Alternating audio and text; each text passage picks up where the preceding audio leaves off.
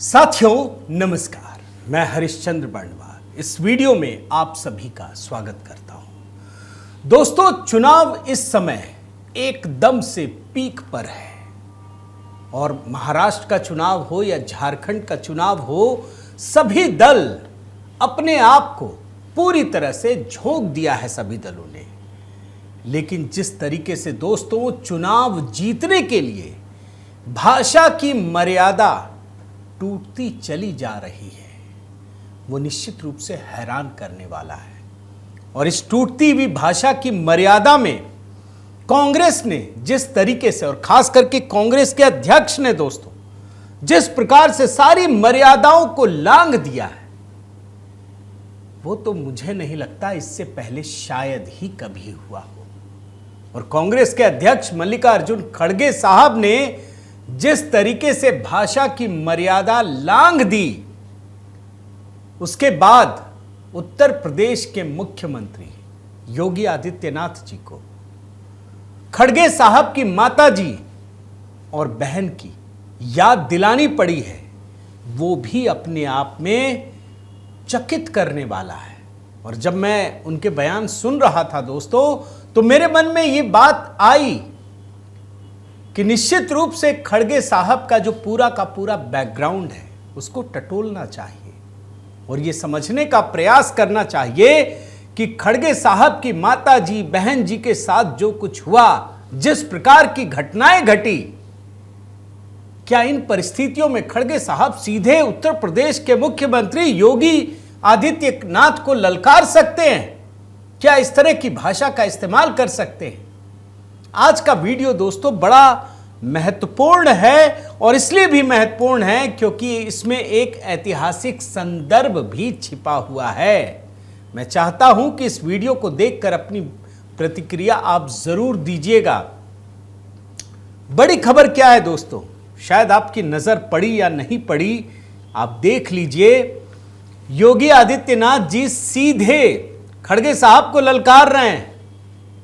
क्या आप सत्ता की खातिर खुद के परिवार के बलिदान को भूल गए खड़गे साहब, अपने ही परिवार के बलिदान को? और यह माजरा क्या है, कितना खतरनाक है, क्या आपको पता है? खड़गे साहब ने योगी आदित्यनाथ की तुलना एक आतंकवादी से कर डाली। क्या आप सोच सकते हैं दोस्तों, कल्पना भी कर सकते हैं? एक व्यक्ति जिसने समाज के हित में सनातन संस्कृति के लिए अपने पूरे परिवार को समर्पित कर दिया, छोड़ दिया, घर बार धन संपदा सब कुछ त्याग दिया, क्या उस व्यक्ति के लिए टेररिस्ट जैसी भाषा का इस्तेमाल हो सकता है? और तब जाकर के योगी जी ने खड़गे साहब को यह याद दिलाया कि अरे खड़गे साहब, ये क्यों नहीं बताते आपका घर किसने जलाया? क्यों नहीं हैदराबाद के निजाम की याद दिलाते हैं? क्यों नहीं याद आती है? दोस्तों, इस पूरी कहानी को समझने के लिए पूरे संदर्भ को देखना जरूरी है। कहां से ये पूरा वाकया आया और क्यों खड़गे साहब की मां बहन पर बात आ गई, क्यों उस कहानी की याद दिलाई जा रही है। मैं पूरे संदर्भ को बिल्कुल सिलसिलेवार तरीके से आपको बताता हूं। दरअसल ये पूरा का पूरा वाकया योगी जी के एक बयान से शुरू हुआ है दोस्तों, और उन्होंने साफ साफ कहा, बटेंगे तो कटेंगे। उन्होंने ये जो बयान दिया, ये नारा दिया है ना, ये समझ लीजिए आजाद भारत के इतिहास में जो चुनिंदा नारे हैं उसमें ये टॉप 5 नारों में शामिल होगा, बटेंगे तो कटेंगे। पहले ये बयान सुनाता हूं योगी जी का, बटेंगे तो कटेंगे वाला नारा, फिर आगे बढ़ता हूं, सुनिए। राष्ट्र से बढ़कर के कुछ नहीं हो सकता और राष्ट्र तब सशक्त होगा जब हम एक रहेंगे, नेक रहेंगे, तभी नेक रहेंगे। बटेंगे तो कटेंगे। आप देख रहे हैं ना, बांग्लादेश में देख रहे हो ना, तो वो गलतियां यहां नहीं होनी चाहिए। अब देखिए दोस्तों, ये जो बयान है ना, बटेंगे तो कटेंगे, इस बयान के बाद पूरे इंडी अलायंस में एक बौखलाहट पैदा हुई, क्योंकि इसकी काट नजर नहीं आ रही।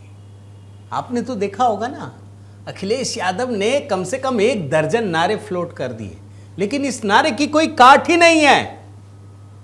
बटेंगे तो कटेंगे, एक रहेंगे तो नेक रहेंगे, सेफ रहेंगे, इतने सारे नारे। कोई बोल रहा है कूटेंगे, कोई बोल रहा है एक रहेंगे तो जीतेंगे, पता नहीं क्या क्या नारे कांग्रेस ने भी किया था, पीएम की तस्वीर किसी और के साथ जोड़ करके। लेकिन सबसे अधिक बौखलाहट खड़गे साहब में दिखाई पड़ी। पता है क्या कहने लगे? सीधे पर्सनल अटैक पे उतर आए कि अरे तुम गेरुआ वस्त्र पहनते हो, राजनीति करते हो, मतलब एकदम उटपटांग चीजें। मतलब इनको किसी ने ठेकेदारी दे रखी है खड़गे साहब को कि कौन क्या पहनेगा, कौन क्या करेगा। मतलब अगर आप गेरुआ वस्त्र पहने हैं तो आप राजनीति नहीं कर सकते। ये ठेकेदारी खड़गे साहब को किसने दी है? हैदराबाद के निजाम साहब ने दिए या किसने दिए मुझे बिल्कुल नहीं पता, लेकिन वो पूरी तरह से ठेकेदार बन गए। वो सब कुछ बता रहे हैं कि तुम साधु हो तो पॉलिटिशियन नहीं बन सकते, तुम ये हो तो वो नहीं बन सकते। अब लगता है इस देश में पूछना पड़ेगा, लेकिन गांधी परिवार को नहीं बोलते हैं। ये बयान सुनाता हूं मैं आपको, ये कटेंगे बटेंगे तो कटेंगे पे जो इनकी प्रतिक्रिया है, सुनिए। कौन एक साधु के बेस में रहते हैं, लेकिन अच्छे पॉलिटिशियंस बन गए हैं, चीफ मिनिस्टर भी बने हैं। उनका गेरुआ कपड़े पहनते हैं, सर पे बाल भी नहीं रखते। ऐसे एक नेता है जो बीजेपी ने पैदा किए। ठीक है कि हम उससे कोई, मैं ये कह रहा हूं उनको, बीजेपी को, या तो सफेद कपड़े डालो, या तो सन्यासी कपड़े डालते हो, गेरुआ डालते हो, पॉलिटिक्स से बाहर हो जाओ। भाई उसकी पवित्रता क्या रही? एक तरफ गेरुआ कपड़े डालते हो, जज साहब आपको पूछ रहा हूं, एक तरफ गेरुआ कपड़े डालते हो, दूसरों को उपदेश करते हो, कटेंगे तो कटेंगे बोलते हो। देख रहे हैं ना दोस्तों कैसे बोल रहे हैं कि व्हाइट कपड़ा पहनना पड़ेगा अगर ये हो तो। क्यों भाई? क्या गेरुआ वस्त्र पहना हुआ आदमी राजनीति में नहीं आ सकता? इनको तो कायदे से रामायण, महाभारत, चाणक्य नीति ये सब पढ़ना चाहिए कि अरे जब गेरुआधारी राजनीति में आता है ना तो राष्ट्र का विकास होता है। आपसे नहीं होगा। आपके खिलाफ कर्नाटक में इल्जाम लगा है कि आपने जमीन हथिया लिए, परिवार पे लगा है। योगी जी पर आज तक कोई आरोप नहीं लगा भी नहीं पाया, किसी की हिम्मत नहीं हुई। अरे जिन्होंने राष्ट्र के लिए, समाज के लिए सब कुछ त्याग दिया, आप सोचिए। लेकिन इतने में खड़गे साहब की जो भड़ास है ना वो खत्म नहीं हुई। ये किस हद तक उतरते हैं आप सोचिए। ये आतंकवादियों से योगी जी की तुलना करने लगे। आप सोच नहीं सकते किस हद तक मिर्ची लगी है, किस हद तक तुष्टीकरण में ये जा चुके हैं। आप सोचिए। मैं आपको इनका बयान सुनाता हूं और उसके बाद योगी जी का असल बयान। पहले ये खड़गे साहब का बयान सुनिए। के लिए होता है, काटो काटो में क्यों जा रहे हो? और लोगों को बोलते हैं बटेंगे तो कटेंगे। ये साधु का काम है, नाथ पंथ का काम है। अरे ये काम कोई टेररिस्ट बोल सकता है। देखा आपने दोस्तों? वैसे सामान्य रूप से देखिए तो योगी जी इस तरीके के बयान मैंने सामान्य रूप से किसी पर उतना वो नहीं करते, जवाब नहीं देते। उनको भी पता है कि एक लेवल तक ही जाना चाहिए। लेकिन जब कांग्रेस का अध्यक्ष इस प्रकार की भाषा का इस्तेमाल कर रहा हो तो चुप नहीं रहा जा सकता। और तब जाकर के दोस्तों योगी जी ने इसका जवाब दिया। योगी जी पर बिल्कुल पर्सनली कूद करके खड़गे साहब कह रहे थे। योगी जी ने पूरी कुंडली खोल दी और बताया कि अरे मुझ पे गुस्सा कर रहे हैं, जिस पे करना है वो तो बोलिए। और उन्होंने उनके परिवार के बारे में बताया दोस्तों कि हैदराबाद के निजाम के रजाकर ने किस प्रकार से, उनके मिलिशिया ने किस प्रकार से खड़गे के गांव को जला दिया, इनके पूरे परिवार को, इनकी माताजी बहन जिंदा जला दिया था, जिंदा जला दिया था। पूरी कहानी याद दिलाई। मैं उस बयान को आपको सुनाना चाहता हूं दोस्तों। कम से कम इस बहाने योगी जी ने पूरे देश को उस क्रूरता की याद दिलाई है। आपको बयान सुनाता हूं। हैदराबाद के निजाम की कहानी है ये, सुन लीजिए। आजकल कांग्रेस के राष्ट्रीय अध्यक्ष श्री मल्लिकार्जुन खड़गे जी अनावश्यक रूप से मेरे ऊपर लाल पीले हो रहे हैं, गुस्से में। खड़गे जी, मेरे ऊपर गुस्सा मत करिए, मैं तो आपकी उम्र का सम्मान करता हूं। आपको गुस्सा करना है तो निजाम पर करिए, हैदराबाद के निजाम को। जिस हैदराबाद के निजाम के रजाकारों ने आपके गांव को जलाया था, हिंदुओं की निर्मम हत्या की थी, आपकी पूज्य माता को, आपकी बहन को, आपके परिवार के सदस्यों को जलाया था, इस सच्चाई को देश और दुनिया के सामने रखिए कि जब भी पटेंगे तो इसी प्रकार से निर्ममता से पटेंगे। सच्चाई रखिए। आप वोट बैंक के लिए सच्चाई को देश के सामने रखने से कोताही कर रहे हैं, देश के साथ धोखा आप कर रहे हैं। मैं तो एक योगी हूं, मैंने तो एक ही बात सीखी है, और काम देश के नाम। मेरे लिए तो अपना देश और अपना सनातन धर्म से बढ़ करके कुछ भी नहीं हो सकता। लेकिन आपको कम से कम सच्चाई वो रखनी चाहिए जो देश की आजादी के तत्काल बाद निजाम के रजाकारों ने, उनके गुंडों ने उस समय हिंदू जनता पर हैदराबाद रियासत के अंदर किया था। आप इस सच्चाई को छुपाने का काम कर रहे हैं, और सच्चाई छुपती नहीं है, वह तो सामने आ ही जाती है। और सच्चाई यही थी, निजाम के अत्याचारों पर आप पर्दा डालने का काम कर रहे हैं। दिखा आपने दोस्तों, कितनी बड़ी कहानी है। कैसे योगी जी ने खुद को बिल्कुल संयमित रखते हुए, ये जानते हुए कि सामने वाला व्यक्ति उनको टेररिस्ट से तुलना कर रहा है, उन्होंने गलत नहीं कहा। ये कहा कि भैया जिस पे तो झल्लाना है, जिस पे गुस्सा करना है, उस पे तो आप कर ही नहीं रहे, हम पे कर रहे हैं।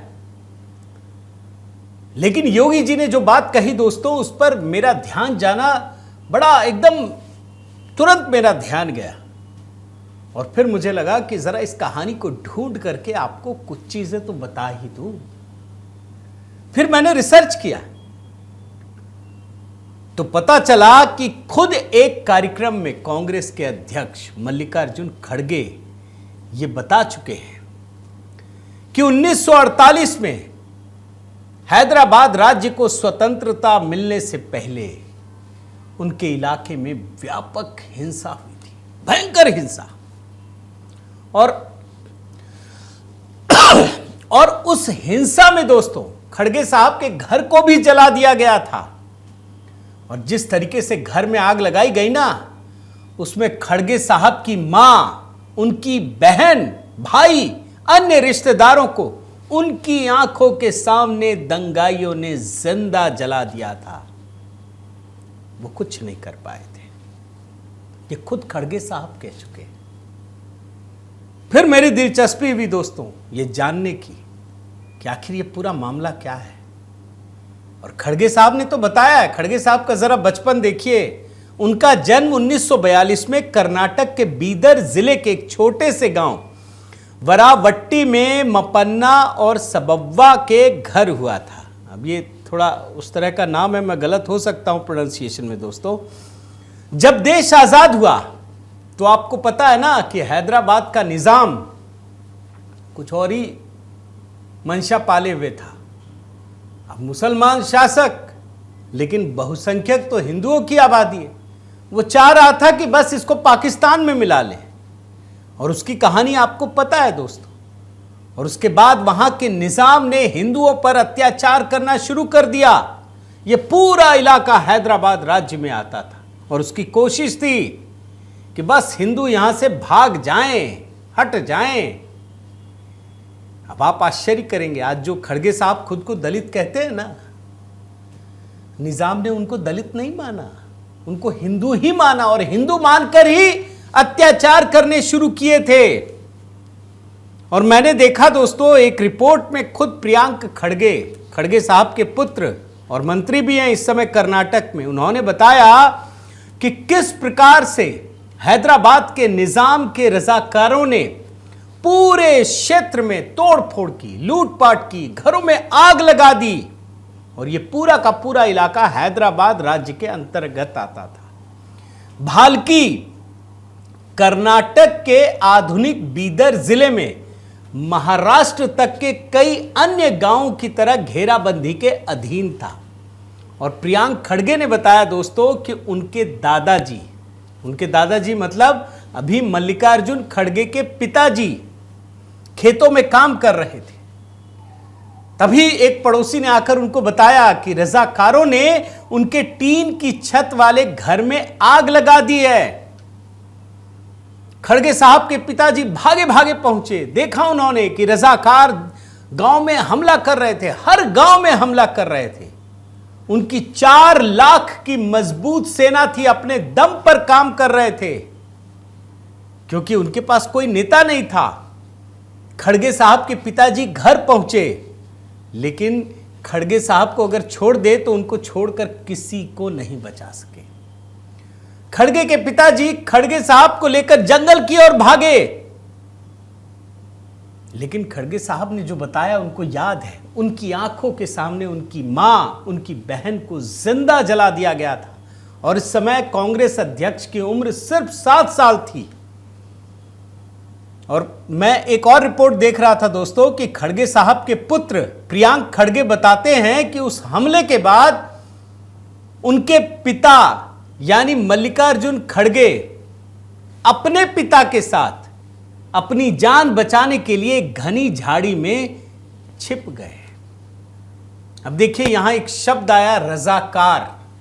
रजाकार कौन है यह भी सुन लीजिए। हैदराबाद के निजाम की निजी सेना या मिलिशिया थे, जिन्होंने निजामों के खिलाफ आजादी के लिए लड़ रहे जो सैकड़ों क्रांतिकारी हैं उसको उस समय मार डाला था, जो स्वतंत्रता सेनानी थे। दोस्तों, जब भारत अंग्रेजों से आजादी का जश्न मना रहा था, उस समय ये लोग स्वतंत्रता के दीवानों से लड़ रहे थे, उसको मार रहे थे। और तत्कालीन हैदराबाद के लोग मजलिस ए इत्तेहाद उल मुस्लिमीन यानी MIM के बैनर तले इस अर्धसैनिक बल के खिलाफ लड़ रहे थे।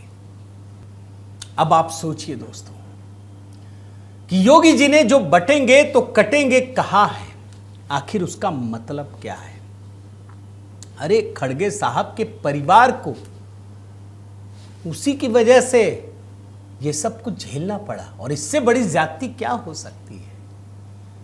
अब बताइए, निजाम के बारे में छोड़ करके खड़गे साहब योगी आदित्यनाथ को आतंकी बोल रहे हैं। अरे कुछ तो आदमी सोचता है भाई। ये जाएंगे तो कहां जाएंगे, किसके लिए लेकर जाएंगे, किसके लिए धन संपत्ति इकट्ठा करेंगे। ये तो सनातन धर्म के लिए ही कर रहे हैं योगी जी, आप तो नहीं कर रहे हैं। आप तो परिवार में ही लगे हैं, लेकिन आपके परिवार के साथ ही जो ज्यादती हुई उस पर तो आपने एक शब्द नहीं कहा।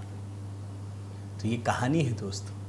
देखिए, मैं तो यही कहूंगा कि ये नारा बटेंगे तो कटेंगे, एक हैं तो सेफ हैं, ये वाकई बहुत बड़ा नारा है दोस्तों। उसको लेकर के एक छोटा सा रील आपको दिखाता हूं, वो भी हमने बनाया था, आपको जरा वो भी देख लीजिए हिस्सा।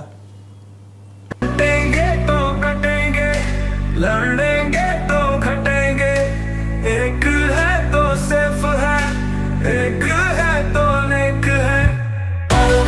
हमें याद रखना है, अगर हम बटेंगे तो बांटने वाले महफिल सजाएंगे। बटेंगे तो कटेंगे, लड़ेंगे तो घटेंगे, एक है तो सिर्फ है, एक है तो नेक है। योगी जी ने जो कहा सुना नहीं, बटेंगे तो कटेंगे। मोदी जी ने जो बताया समझा नहीं। बांटने वाले महफिल सजाएंगे। कान में क्या बीता छिपा नहीं, बांग्लादेश में जो हुआ देखा नहीं।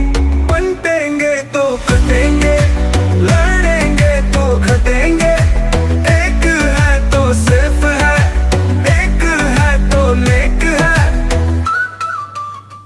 एक बात तो मैं जरूर कहूंगा दोस्तों, ठीक है HB मेलोडी आप देखिएगा, लेकिन ये नारा बड़ा काम का है। लोकसभा चुनाव के बाद एक बात तो हुई है कि जो छद्म धर्मनिरपेक्षता है, फ्रॉड सेकुलरिज्म, उससे कम भारतीय जनता पार्टी ने जो एक शर्म हया बना के रखे थे ना, वो कम से कम उतार कर फेंका, और इसकी बड़ी सख्त जरूरत थी। वरना भाजपा वालों में एक बड़ी बीमारी थी, वो सेकुलरिज्म को लेकर के ढोते थे, सबका साथ, सबका विकास, सबका प्रयास, सबका विश्वास, पता नहीं क्या क्या। और ये ठीक है, सुनने में अच्छा लगता है, लेकिन पूरी दुनिया में अब ये नहीं चलता दोस्तों। ट्रंप को इतनी बड़ी जीत मिली है, खुलकर बोलते हैं। अब पीएम के बारे में तो हम कुछ कह नहीं सकते, क्योंकि वो जो करते हैं वो निश्चित रूप से वो सबसे बेहतर और सबसे आगे है, सबसे अच्छा है। लेकिन भाजपा को इस गलतफहमी में रहने की कतई जरूरत नहीं है। और ये जो नारा दिया गया है, ये नारा आने वाले कई पीढ़ियों के लिए सबसे सशक्त नारा बनकर रहेगा, ये तो आज मुझे विश्वास हो गया है। उम्मीद करता हूं आपको ये वीडियो पसंद आया होगा दोस्तों। आप क्या सोचते हैं, आपकी क्या प्रतिक्रिया है, ज़रूर बताइएगा। और चुनाव का तब तक पूरा आनंद लीजिए, देखिए कहां तक पहुंचता है, लोगों को कहां तक ये नारा छूता है, प्रभावित करता है, वो तो 23 तारीख को पता चल ही जाएगा। अगर चैनल सब्सक्राइब नहीं किया है दोस्तों, तो आपसे निवेदन है, ज़रूर कीजिए, कमेंट कीजिए, लाइक कीजिए, बेल आइकन दबाइए। और हाँ, HB मेलोडी, जहाँ ये सारे बिल्कुल संगीत की दुनिया में आपको लेकर चलता हूँ, उसे भी ज़रूर सब्सक्राइब करके सुनिए। बहुत बहुत धन्यवाद। जय सिया राम।